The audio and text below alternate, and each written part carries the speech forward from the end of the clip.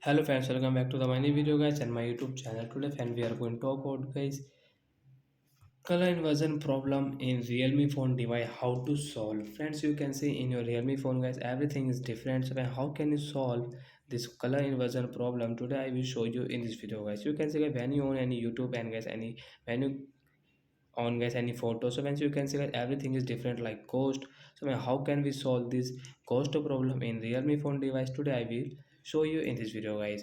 So before starting video friend, first of all guys subscribe the channel guys, click the bell icon, like the video. So first of all guys, you will have to turn on your phone setting to solve this color inversion problem, then guys scroll it. So once you can see guys your Realme phone system setting guys, we will tap on system setting.